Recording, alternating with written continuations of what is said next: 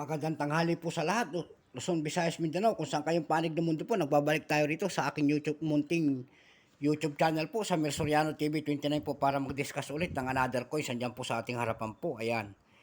Magandang tanghali po sa lahat kung saan kayong panig ng mundo po. Lalo-lalo na ang aking mga subscriber po. Thank you so much po sa lahat. Ayan po. Ang pag-usapan po natin ngayon ay ang 10 centimos po ng BSP. Ayan. Kasi nakita ho natin doon ay mukhang... Ayan po, year 2008 po ang ating pag-uusapan. Ang ganda pa, oh. Ayan po, year 2008 ng BSP. 10 centimos po ng BSP. Ayan. Dalawa. Ayan po, dalawa po. Ayan. So, magaganda pang coins. Ayan po, 1993 po. Ayan, ang ganda pa. Kasi nakita ko doon para nakita tayo sa website na para mahal na ang presyo na nakikita ko. Ayan. Year 2008 po. Bago tayo magsimula sa ating talakayan, ayan, kilalanin muna natin siya. Ayan po, issue po, Philippines, period, Republic, 1946, up to date po, type, standard circulation coins, years, 1995 hanggang 2017, value 10 centimos po, currency piso 1967, up to date po. Composition po nito ay copper plated steel. May bigat po itong 2.5 grams, may haba po itong 17 mm, may kapal po itong 1.67 mm. Ang kanyang hugis po pabilog.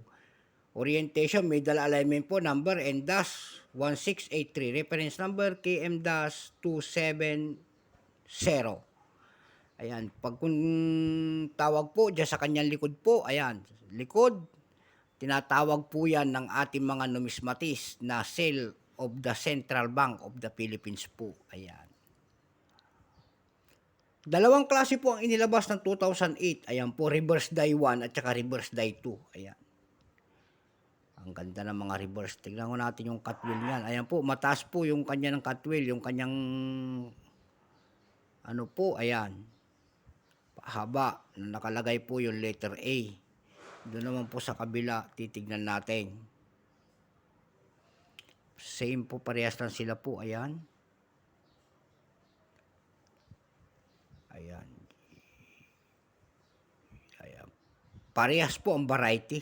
Ayan po, parehas po sila ng variety. Ayan, parehas lang.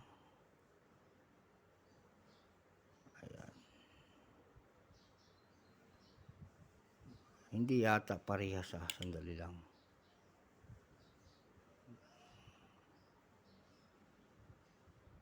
Ito medyo ano makapal. Makapal po yun, oh. Yan po, yung isa yata manipis.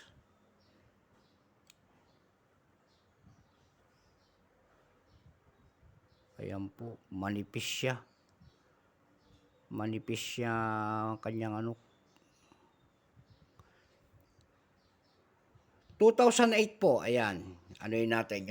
Yung doon tayo sa reverse die 1 po, 0.7% lamang. Ayan po, ang kanyang presyo po, mayroon na selling price doon sa ating numista po. Yung kanyang very fine, 10 pesos, extra fine, 13, almost uncirculated, 19. Uncirculated po noon ay 31 pesos. Ayan po. Dako naman tayo doon sa isang variety po na reverse die 2. 12% po, ang kanyang extra fine ay 18, almost uncirculated, 20, at saka uncirculated, 23 po. Ayan, dako naman po tayo dun sa kanyang price, dun sa ating numista.com po, ayan. Wala tayong makita nagbebenta pa nito. Doon sa ating ebay.com po, may nakita na tayo doon nagbebenta nito ng $3.5. Ayun lamang po ang akin nakita. Doon naman po sa carousel.com po, may nagbebenta na nito ng 210 pesos po, ayan. Kasi dalawang variety ito, magaganda pa. Ito yung mga 10 centimos na wala ng halaga. Ayan po. Pero ito, pagkaraan siguro ng mga 4 na taon, ito po ay magkakaroon na ng halaga. Ayan po. So hanggang dito na lamang po, Luzon, Visayas, Mindanao, kung saan kayong panig ng mundo po. Bye-bye po. God bless sa lahat.